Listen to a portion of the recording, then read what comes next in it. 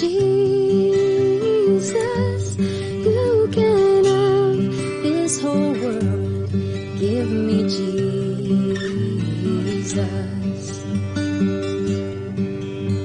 When I am alone, oh, and when I am alone, and when I am alone, give me Jesus. Give me Jesus. Give me Jesus. You can have this whole world. Give me Jesus.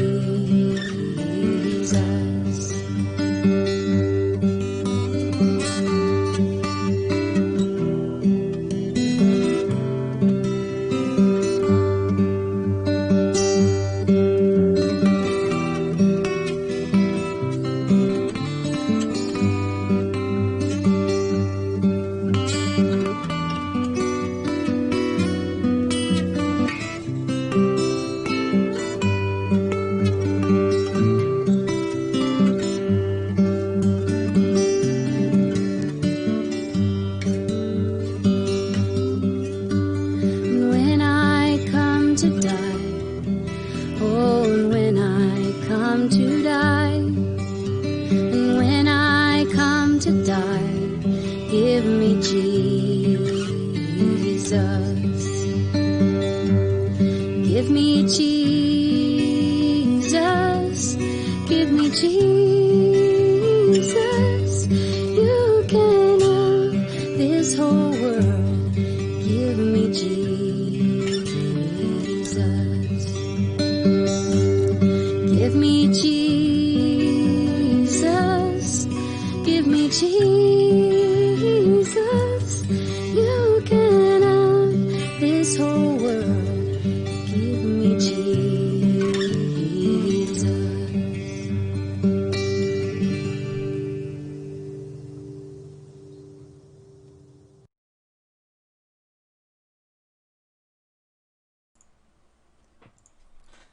Good morning everyone.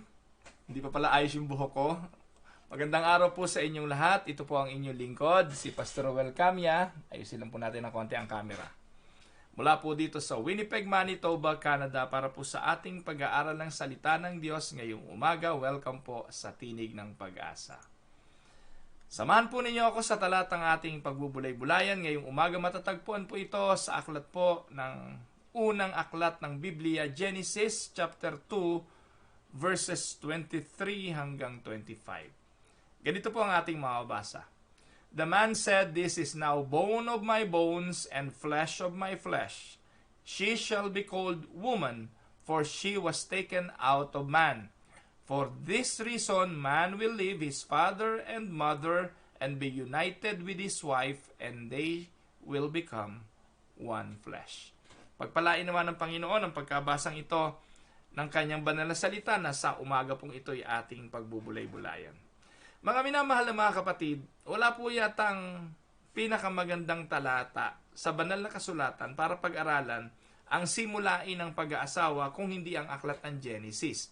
Because ito po naman yung unang aklat ng Biblia at dito po mababasa yung in the beginning. Ibig sabihin, ito ang simula. Ang unang simula ng mundo, ang simula ng unang tao, ang simula ng unang pag-aasawa, ang simula ng unang anak, ang simula ng unang pagpatay, at ang unang kasalanan, lahat ng mga una ay dito po matatagpuan sa aklat ng Genesis. Kaya po kung hahanapin ninyo kung ano ang pinakapundasyon ng isang mabuting pag-aasawa, matatagpuan din po ito sa aklat ng Genesis. At ang Biblia hindi po naging maramot sa atin para ipaliwanag kung ano ba yung pinaka magagandang prinsipyong dapat napapaloob sa isang relasyon ng babae at ng lalaki. At alam niyo po yung talatang binasa natin, yung Genesis chapter 2, 23 hanggang 25, this is a remarkable passage because it gathers up the great concept of marriage. At ito po ay mababasa natin throughout the scripture, throughout the Bible. At ito pong prinsipyong ito, mula doon sa aklat ng Genesis hanggang sa sulat ng mga apostol ay ang prinsipyong pinaninindigan. Now, mababasa po natin na matapos likhain ng Diyos ang lalaki, ano po ang nangyari ayon sa talata? Kalungkutan ang napansin niya dito dahil sa walang nilalang sa lupa na katulad niya. Marahil nakita ng lalaki ang elepante, merong elepanting lalaki, may elepanting babae, merong unggoy na babae, merong unggoy na lalaki, merong baboy na lalaki pero may baboy din na babae. So bakit naman siya siya'y lalaking tao pero wala siyang babaeng tao? Kaya dahil po roon ay naging kalungkutan ang bagay na ito sa lalaki. Nagbigay ng lungkot na, alam niyo po mga kapatid, ito po ang katotohanan at ang prinsipyong ito'y totoo rin. Yung kalungkutan natin, nakikita ng Diyos. Nakikita ng Diyos ang mga kakulangan sa buhay natin. At ang Diyos hindi hahayaan na yung mga pangunahin, meaning basic needs of life, ay hindi pwedeng hindi niya tutugunan. Kaya yung nag-aalala, yung mga masyadong namumroblema, kaya siguro hindi pa ibinibigay ng Diyos kasi hindi nyo pa kailangan. Hindi po ba? Kasi meron pong mga single but happy. Single but blessed. Ito po yung tinatawag na single blessedness. Hindi ko po binabanggit ang mga talatang ito para yung mga walang asawa ay manlupaypay o mawalan ng purpose sa buhay sa kanilang pagiging single. Po? Meron pong tinatawag na single blessedness. Mga tinawag sila ng Diyos sa pagiging binata at dalaga hanggang sa pagtanda, hanggang sa kamatayan kasi meron silang mga special na role na gagampanan. Pero mga kapatid, ang Diyos ay ibinigay ang pag-aasawa dahil sa pangangailangan. Uulitin ko po, ayon po sa talata na ating binasa, ay nakita ng Diyos ang pangangailangan ng tao, meaning ng lalaki. Dahil ang lalaki, aminin man natin o hindi, talagang marupok, mahina. At nakita ng Diyos yung kahinaan na yun ng lalaki at ito ay kanyang tinugunan. Ano po? Ang katotohanan, God supplies all our needs according to His riches in glory. Amen po ba doon? Huwag niyo kakalimutan yon. God is the supplier of our needs. At sa pagkakataong ito, nakita ng Diyos na kailangan talaga ng lalaki ng katuwang. At ito, bilang pagtugon, ay ibinigay niya ang babae. Pero ang maganda ho rito, ano po? Ang sabi po ng talata, mula din sa lalaki, kinuha niya ang babae. Ano po? Ibinigay po ng Diyos ang babae bilang katugunan sa pangangailangan ng lalaki. Huwag nating kakalilimutan na ang Diyos ay concerned sa lahat ng mga bagay na ating nararamdaman. Ang Diyos ay concerned sa lahat ng ating pinagdadaanan at ginawa ng Diyos ang pagtugon na ito sa pangangailangan ng lalaki. Kaya habang pinag-aaralan ko po ito, it gives me a sense of relief knowing that my wife is God's answer to my needs and God's answer to my prayers. Amen? So, ano pong ginawa ng Diyos? So, pinatulog ng Diyos ang lalaki at mula sa kanyang tagiliran, kinuha ang babae. So, mula po rito sa mga talatang ito na ating binasa ay ating alamin upang makita ang ilang mga prinsipyo tungkol sa pag-aasawa. At kung kayo man ay nasaan mang estado kayo ngayon ng inyong marriage relationship, maybe this principle still can help, makakatulong. At yung pong iba siguro marahil sasabihin niyo, Pastor, paretiro na kami dyan sa buhay pag-aasawa. Pero gusto ko pong sabihin sa inyo, kung meron pa mang natitirang ilang sandali, ilang panahon sa buhay mag-asawa, we can still enhance the rest of that moment na kasama ang ating kabiyak kung matututunan natin ang mga prinsipyong ito. So tingnan po natin, at para naman sa mga bagong mag-asawa, then makakatulong po itong mabuti sa inyo para lubusang maunawaan paano i-enhance, paano pa patitibayin, pasasayahin, at magiging maayos ang buhay pag-aasawa. So, ilang prinsipyo ng pag-aasawa. Una, wag nating kalimutan, marriage is to involve a complete identity. Two are one. The two are to be one. Ang unang-una pong reaksyon ni Adan nang makita ang babae sa Genesis chapter 2 verse 23, sinabi ng lalaki, "This is now bone of my bones, flesh of my flesh." Yun po yung kanyang reaction. So the first reaction is, she came from me. She is one being with me. And this is strengthened the latter part of verse 24 na sinabi, and they will become one flesh. So it is not without reason that this has become part of the marriage ceremony o yung mga marriage services. At lagi po nating naririnig yan. This is recognition of unity.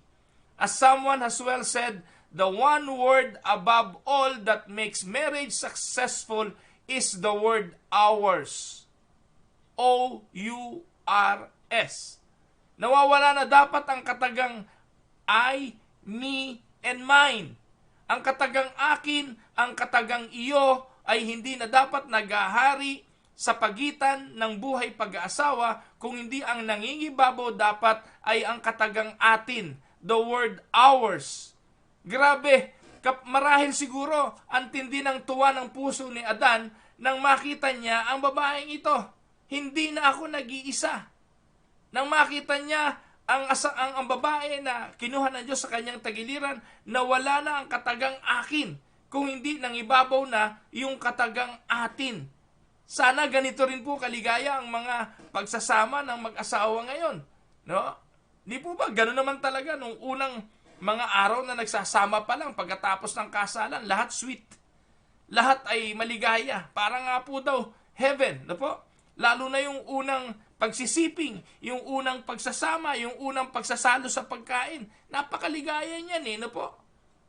Pero mga kapatid, talaga pong dapat nating maintindihan para mapanatili yung matibay na relasyon ng mag-asawa ay ang pagkilala na dapat yung dalawang identity ay gagawing complete identity into one. Hindi po ba? At ito po ang napakahalagang maintindihan. Ikaw at ako ay magiging tayo. Hindi po ba? Kaya nga bagay. So, importante po na ma-realize yun.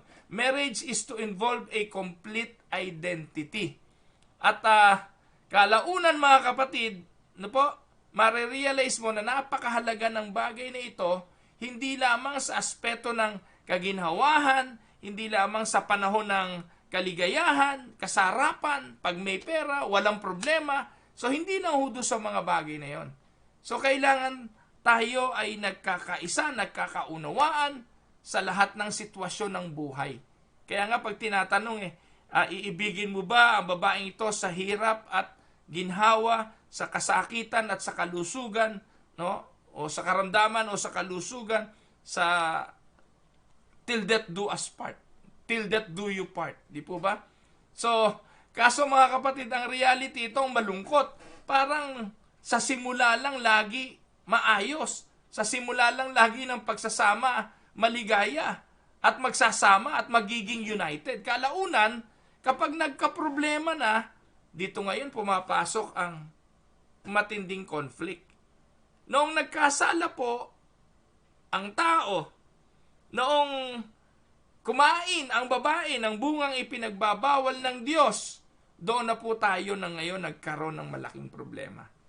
Nagalit ang Diyos sa lalaki dahil pinahintulutan. Di po ba niya hinanap ng Diyos si Adan Bakit si Adan ang hinahanap niya? Po. At noon pong kumain at nagkasala sila, ang kinakausap ng Diyos ay si Adan. Dito po papasok yung ikalawang prinsipyo ng maayos na pag-aasawa. Pakinggan niyo po ito.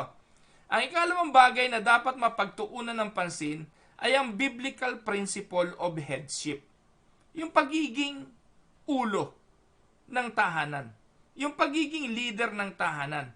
Which is developed a much greater length in the New Testament ng ipinaliwanag ito maging ni Apostol Pablo. Ang sabi po ng talata, sabi po ni Adan to, she shall be called woman, for she was taken out of man. Mga kapatid, ano po ang unang prinsipyo, ano po ang unang utos na ibinigay ng Diyos kay Adan?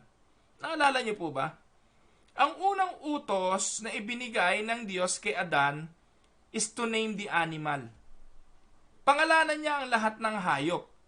No, ginawa po ng Diyos na tagapamahala ang tao ng hardin, ng lahat ng creation ng Diyos. No? At ginawa niyang tagapamahala si Adan. Ibinigay niya ang all of creation for him to subdue and for him to manage. At yung naming the animal is symbolical of authority.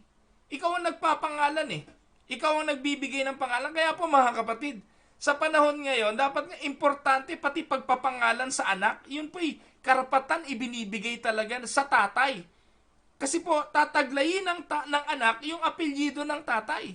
Miski sa Pilipinas na po yung prinsipyo po ng pagpapangalan sa mga anak at pagtaglay ng pangalan ng lalaki, ikinakabit doon sa pangalan ng babae at doon sa kanyang mga anak ay palatandaan ng headship. Po? Alam niyo po, marahil hindi niyo ito napag-isipan at bago lang ninyo na pag-uunawa. Pero ang bansang Pilipinas, sumusunod tayo sa prinsipyo ng headship na yung lalaki ang siyang pangulo ng kanyang tahanan. At dito po mga kapatid, in-exercise ni Adan ang kanyang pagiging pangulo. How? By again, naming the woman. Ano po ang sabi ni Adan? She shall be called woman. Wala pa siyang pangalan. Hindi alam kung ano ba to. Hindi naman siya aso, hindi naman siya kabayo, hindi naman siya baboy. Pero ako'y man, she shall be called woman. Why? Because she was taken out of man. And Paul expand on this in his letter to Timothy to point out that man was not made for woman, no, but woman was made for man. It is the man who is ultimately responsible before God for the nature and character of the home. It is the man who must exercise leadership in determining the direction in which the home should go and must therefore answer for that leadership or its lack of leadership before God. Mga kapatid, hindi po pwedeng baliktarin ang prinsipyong ito. Maniwala man kayo o hindi, ang katagumpayan ng buhay pag-aasawa ay nakasalalay sa pagsunod sa prinsipyo ng headship, ng pagpapasakop ng babae sa otoridad ng kanyang asawang lalaki. Kaya ikaw na babae ka, makinig ka sa akin, kung wala ka pang asawa, wag mong isiping mag-asawa kung iyong iniisip na ikaw ang magiging pangulo ng sambahayan mo. Mamuhay kang mag-isa. Ikaw namang lalaki ka, makinig ka rin sa akin. Kung gusto mo na magpa-under, wag ka na ring mag-asawa dahil hindi yun magtatagumpay, hindi yun ang disenyo. Amen? No po? Magsarili na lang kayo at mamuhay kayong mga namumuhay mag-isa. Dahil wawasakin nyo lang ang buhay ninyo, gagawa lang kayo ng impyerno dito sa lupa at ng masalimuot na pagsasama kung ganun ang inyong pagkaunawa sa pag-aasawa. Hanggat hindi natututunan ng lalaki at ng babae ang bagay na ito ng prinsipyo ng headship, nothing will work out. Mangingibabaw at mangingibabaw ang kaguluhan. The woman's responsibility is to acknowledge the leadership of the man. Maraming sasabihin niya, Pastor, luma na yan. Hindi na yan ang uso ngayon. Ngayon, dapat pantay na. Mga kapatid, wala po kayong makikita sa Biblia na pantay na leadership ng babae at lalaki. Ito po yung pinaiiral ng mundo ngayon. Hindi po ganon. The authority God gave to the family is the authority of the father. He must be the head. And the woman's responsibility is to acknowledge the leadership of his husband. ang madalas na suliranin sa mga relasyon ngayon at noon ay ang hindi pagkilala ng mga asawang babae sa pangunguna ng kanilang mga asawang lalaki. Tandaan po ninyo, hindi shared leadership ang bahay. Pag ganito ang pananaw ninyo, it is like a ship with two captains. Ano pong mangyayari kapag ang barko, dalawa kapitan, dalawa nagmamando, dalawa gusto masunod, hahatiin ninyo ang barko hanggang sa ito'y lumubog. At ganito po nangyayari. Ganito nangyayari sa mga tahanan ngayon. Po. Hindi nasusukat kung sino ang malaki ang sweldo, kung sino ang malaki ang kita para siyang maging pangulo. At hindi po ito botohan kung sino maglilid. Alam mo na dapat in the first place, in the beginning, kung ano ang role mo sa tahanan. Ngayon, if you don't want that, then don't go and don't enter into marriage. Wag niyo po ang kukuning magkakasal sa inyo dahil kung ako ang kukunin niyo magkakasal ninyo sa marriage ceremony, itong maririnig ninyo at baka umatras kayo sa pagkaasawa. Dahil kung hindi mo maiintindihan babae na magpasakop sa iyong asawa, huwag ka nang mag-asawa kahit kailan. Dahil maniwala ka o hindi, you will destroy the marriage. At ikaw naman lalaki, kung hindi ka maninindigan doon sa iyong leadership, sa pagiging pangulo ng iyong tahanan, hanggat hindi mo yun natututunan, wag na wag kang manliligaw. Wow. No. Kung nananais po kayo ng maligayang buhay pagsasama, kailangan maunawaan ng mag-asawa ang mga roles na ito na dapat nilang gampanan. Pastor, may basihan ka ba dyan? Pastor Kami, ano ba pinagsasabi mo? Ngayon, equal rights na. Dapat ngayon, equal sharing of responsibility. Iba po yung responsibility, mga kapatid. Iba yung roles. Iba po yung headship kesa dun sa mga duties na ginagampanan. Alam niyo po, mga kapatid, pwede ako maglaba. Hindi nangangahulugan pag naglalaba ako, under disaya ako. Hindi palibasa kapag tinutulungan ko yung misis ko, under ako. Pero pagdating sa pagiging leader, alam ng misis ko kung sino ang leader. Alam ng mga anak ko kung sino ang ulo. Alam nila kung sino ang magpapasya sa mga panahong kailangang pagpasyahan. Nakuha niyo po ba ang gusto kong sabihin? Hindi po kayo hari bilang mga lalaki na alipin ninyo yung inyong asawa at ang inyong mga anak para i-exercise ang inyong headship. Not that way. Yung role, pinag-uusap-usapan po natin yan. Yung mga trabaho, gawaing bahay, pwede natin pag-usapan yan. We can discuss that. But when it comes to who is the head and who will decide on certain, ba yung buhok na to? Paano ba? Yeah. Certain important matters, it should be the man. Why? Tingnan po ninyo, ito ang basihan ko dyan. Romans chapter 5 verse 12. Ano po ang sabi ng Romans 5:12? When Adam sinned, sin entered the world. Adam's sin brought death. So death spread to everyone, for everyone sinned. Romans 5 verse 12. Pumasok ang kasalanan dahil kay Adan. Sin entered the world because of Adam. And death spread to everyone, for everyone sinned because of Adam. Tanong, nagbabasa ho ba tayo ng Bible? Opo. Nabasa ba natin ang kasaysayan ng Genesis chapter 3? Opo. Tanong, sino bang nagkasala? Kung marunong po kayong magbasa, alam niyo na ang pumitas ay walang iba kundi yung babae. Ang kumain, walang iba kundi yung babae. Hindi po siya tumakas, mga kapatid, sa kanyang natutulog na asawa, pumunta sa puno, pumitas at kumain, nung sumawa ng kumain, namitas ng marami, inyuwi sa kanyang asawa. Hindi ganon. Hindi ganon. Wala po kayong mababasang ganon. Marahil yung ibang nagkukwento, ganon nila kinukwento. Pero ang sabi ng Biblia, Genesis 3:6, kumuha siya, kinain, at binigyan ng kanyang asawa na kasama niya. She took some and ate it and gave it to her husband who was with her. Genesis 3:6. So all throughout, accomplished si Adan. All throughout, kasama si Adan. All throughout, nandun si Adan. At gusto rin ni Adan. Mga kapatid, napag-isipan niyo po ba ito? Ang problema nito, ang pinag-utusan, di naman si Eva. Ang pinag-utusan na huwag kakanin ng bunga ng puno na yan ay walang iba kundi si Adan. Siya yung merong knowledge ng utos ng Diyos at nung ibinigay na ang babae sa kanya, ikinuwento niya lang tumarahil, oy, babae, tinawag kitang babae dahil galing ka sa akin. Lahat ng to nandito, atin to, tayo tagapamahala. Yang hayop na yan, ako nagpangalan yan. Yan, usa yan. Ito, kalabaw. Ako nagpangalan yan. Binigyan ako ng Diyos ng otoridad lahat sa bagay na yan. Pero sabi ng Diyos, wag nating kakainin yan.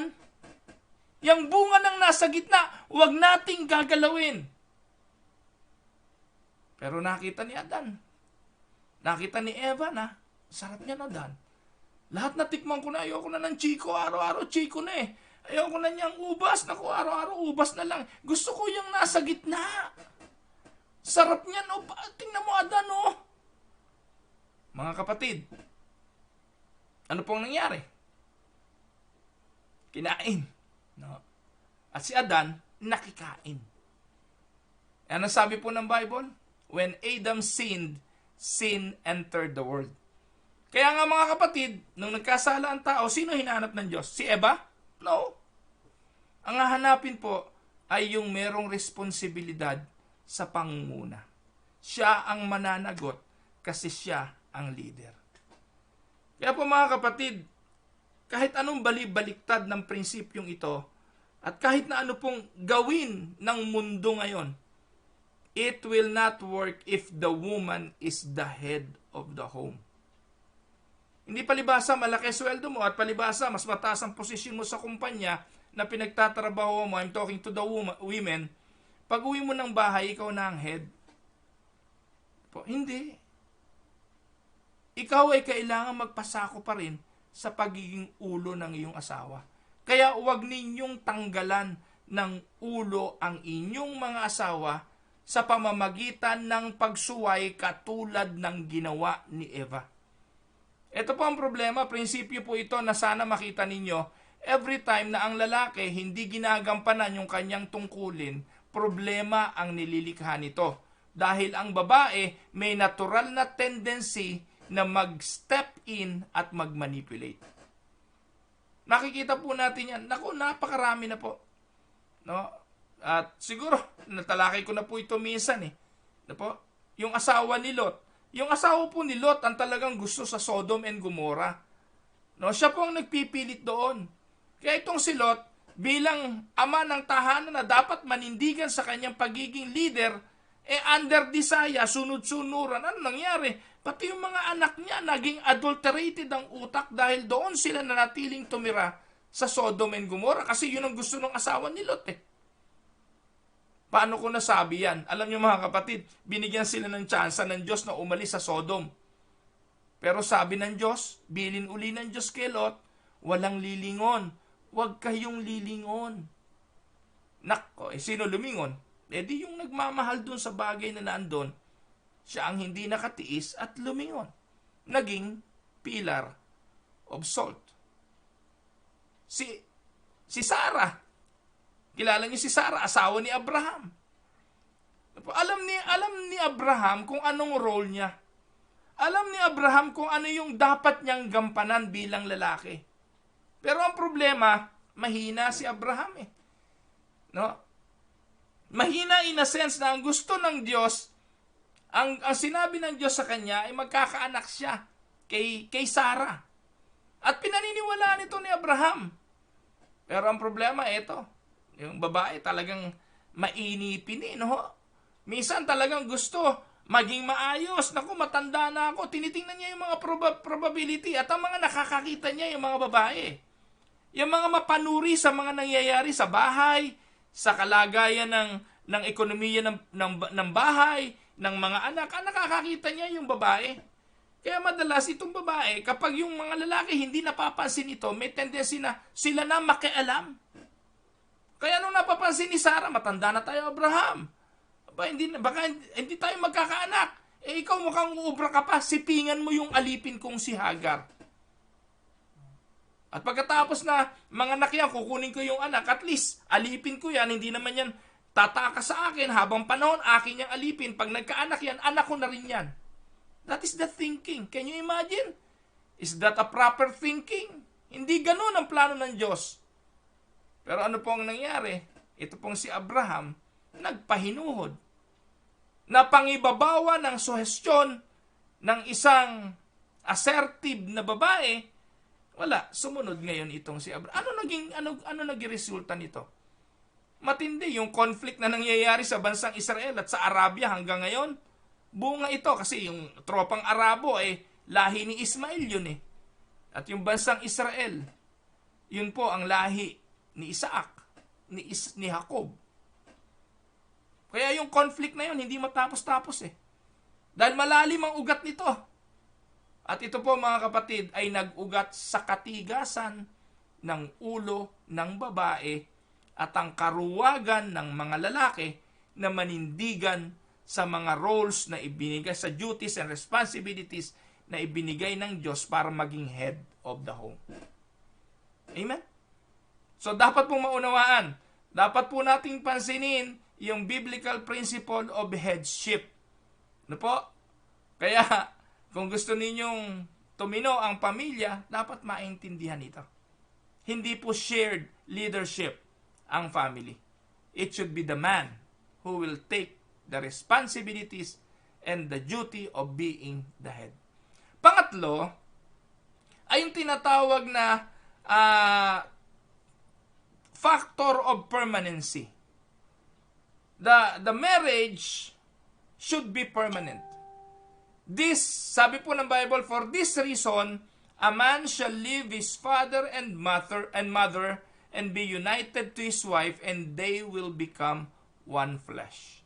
Sa Hebrew, ang word na ginamit po ay dabag, D-A-B-A-G, na ang kahulugan po nito is to adhere firmly, as if they were glued together.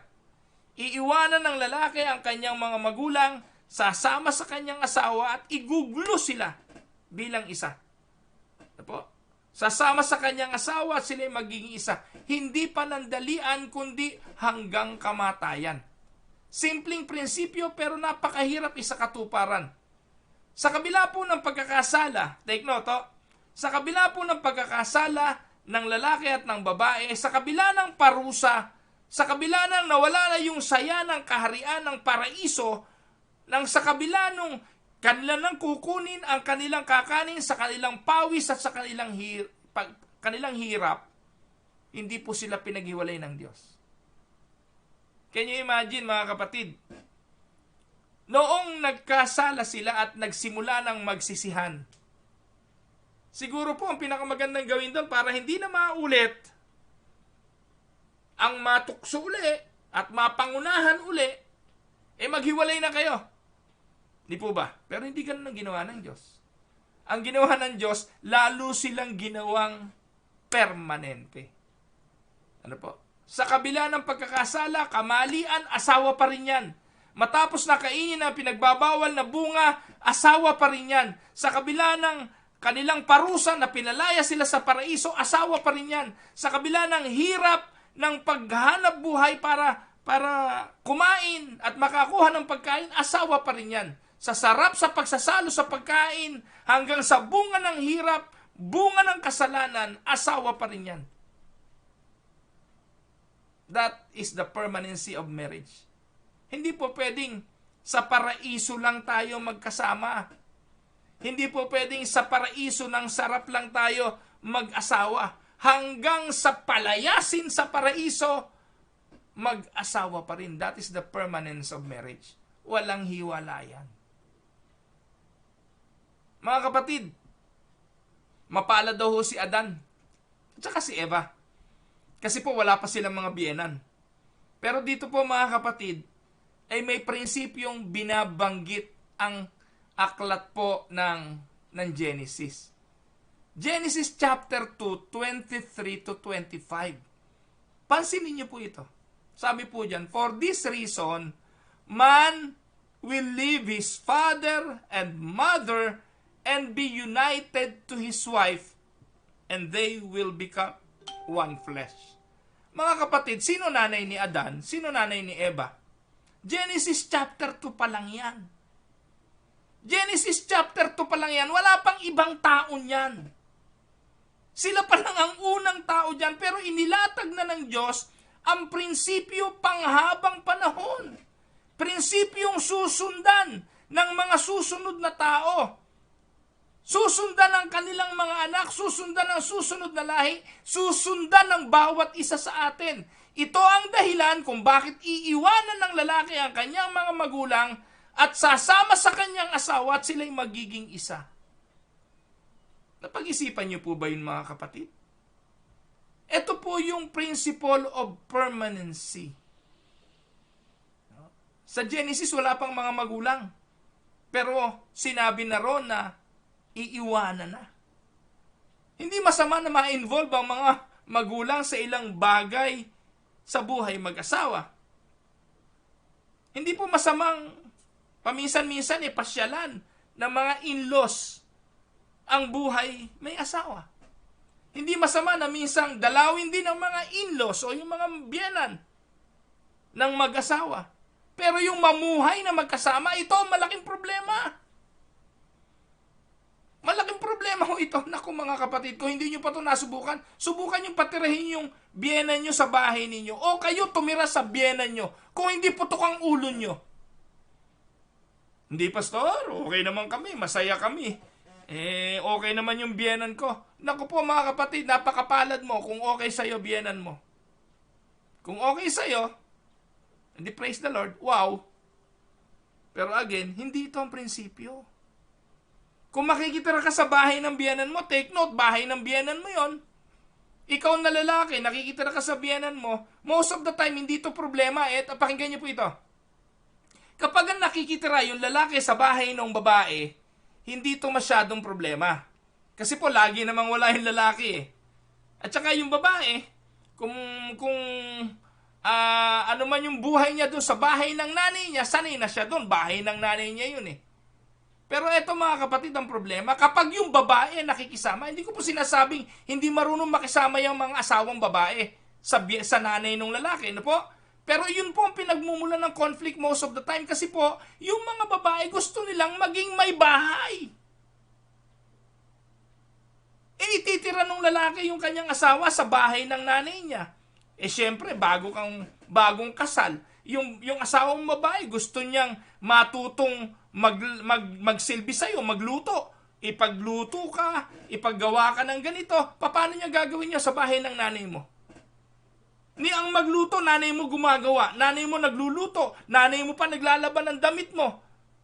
Nanay mo nagbabudget nung kakainin ninyo. So ngayon, yung asawa mo, ano asawa mo doon? Hindi siya magiging reyna ng tahanan. Prinsesa lang siya. Lalong hindi magiging prinsesa, lalo kung may kapatid kang babae. Kaya imagine niyo gaano kagulo ito. At sabihin niyo kung hindi nangyayari ito. Kaya tama ang Biblia, nun pa man tinuturo ng Biblia na dapat lumayas kayo. Ikaw lalaki, lumayas ka sa bahay ng nanay mo. Kunin mo yung asawa mo at maging isa. Ngayon, kung hindi mo ito magawa, huwag kang gumiri. Huwag kang pumorma sa pag-aasawa. Tigilan mo panliligaw, hindi mo pa ito kaya. Diba? Imagine niyo, makikitira kayo sa isang kwarto dun sa basement. Kasama yung asawa mo. Tapos, aakyat lang kayo pagkakain na. Anong klaseng buhay yon? No? Anong klaseng pag-aasawa yon? So, ito po yung pinagmumulan ng conflict. Kaya nagkakahiwalay ang mga magulang, masasama ang mga loob. Samantalang kung gagawin mo ito sa panahon na kaya mo na, masaya. Maganda ang relationship. Natutuwa po ako dito sa Canada kasi dito sa Canada, hindi na po uso yung nakikitira. Yung mga anak na may asawa na nakikitira pa. Hindi na masyadong uso yun dito. Talagang dito po ini-encourage na kumuha kayo apartment, tumira kayo. Kasi po, alam alam po ng Biblia na this doesn't work. Ang problema, ang mga sentimental, yung mga ine. Ang sentimental dito, yung mga nanay. Mga nanay ang konsentidor eh. Ayaw mapalayo yung anak.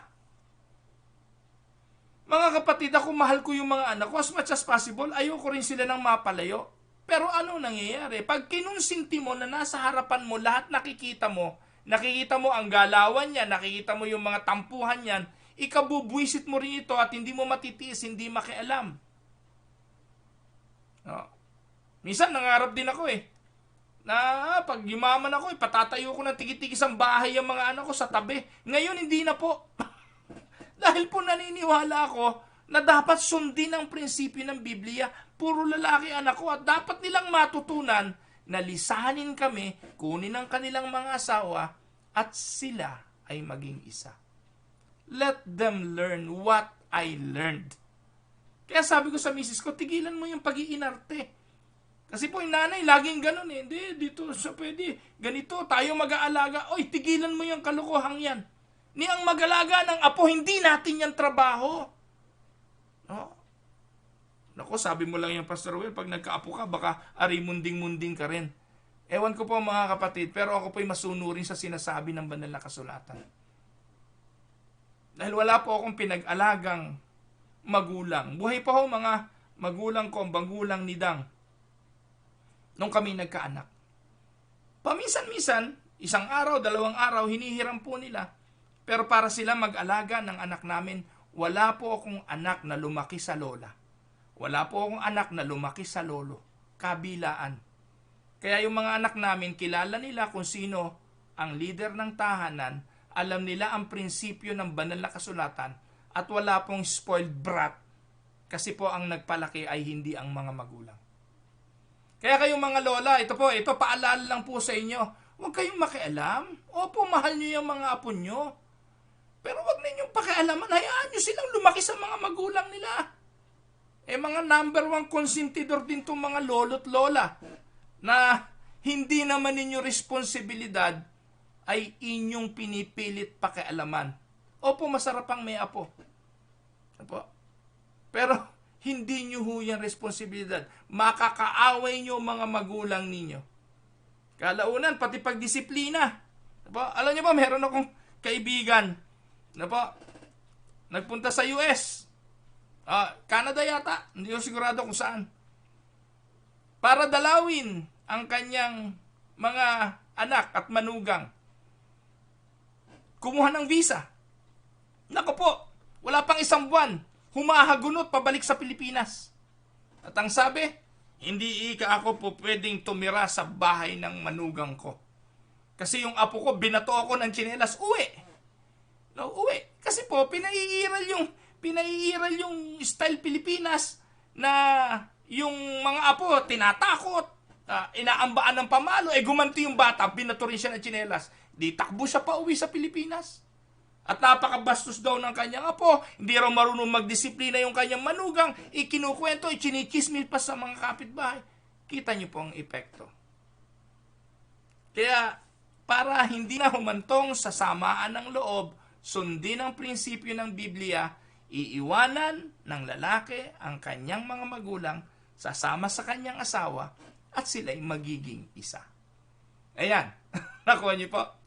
Huli na po ito, huling factor na mababasa po natin sa verse 25, ang sabi po ron, the man and his wife were both naked and they felt no shame.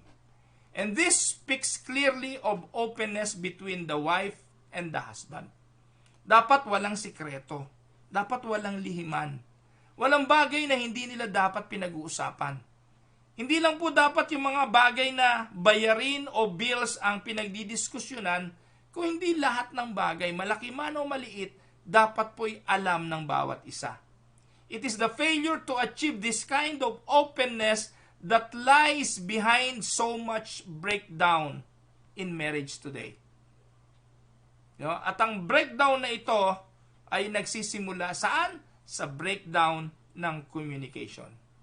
Well, sabi nga, when two failed to talk it out, then problem will arise. Madalas kaya nagaganap ang mga paghatol natin sa isa't isa dahil hindi tayo magkakilala kasi hindi natin pinag-uusapan. Minsan nagkakaparunggitan kasi hindi natin alam yung mga bagay na nasa loob, yung mga damdamin. Hindi natin alam kung ano yung mga kinikimkim na saloobin. There is to be a freedom of communication with one another at ang kalayaang ipahayag ang damdamin at mapakinggan ang isa't isa ay napakahalagang faktor sa maayos na relasyong mag-asawa. Kailangan hubad tayo sa isa't isa. Ibig sabihin, hayag sa iyo ang lahat, hayag din sa akin ang lahat. Walang lihim. No cover-up. Magandang ilagay ang prinsipyong ito sa buhay pag-aasawa. Ayan, napahaba 8:50 na po mga kapatid. Ipagpaumanin ninyo.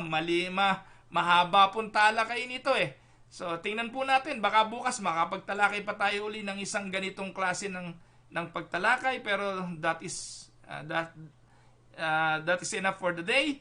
At I hope meron po kayong natutunan. Kung matagal na kayong mag-asawa, marahil mas mahaba yung karanasan nyo kaysa sa akin. At maayos naman ang buhay pag-asawa din. Praise the Lord. Pero gusto ko pong sabihin sa inyo, ang mga prinsipyong ito ay timeless at ang mga prinsipyong ito ay hango sa biblikal na prinsipyo ng Diyos. Tayo po'y manalangin. Ama naming Diyos na makapangyarihan sa lahat, maraming pong salamat sa iyo sa amin pong mga asawa. Maraming salamat sa pagkakaloob mo sa amin ng bawat isa. Alam po namin, Panginoon, biyaya sila na tugon mo sa pangangailangan namin bilang mga lalaki. At tulungan mo po kami bilang mga lalaki na magampanan ang aming mga tungkulin sa aming mga asawa bilang mga mahuhusay na ama ng tahanan at tagapanguna. Lahat po nawa ng nakikinig ngayon ay pinagpala ng iyong mga aral. Gamitin mo po ito upang patuloy na lumago at tumibay ang amin pong mga relasyon bilang mag-asawa at bilang mga magulang sa aming mga anak. Akin pong dalangin, Panginoon, ang mga may karamdaman. Akin pong dalangin ang mga dumadaan sa mga pagsubok ng buhay. Akin pong dalangin yung mga may pangangailangan sa material na bagay. Ikaw na aming amang nakababatid ng lahat. Sa iyo po kami dumudulog, humihingi ng awa. At hindi po namin pwedeng ikaw ay pangunahan.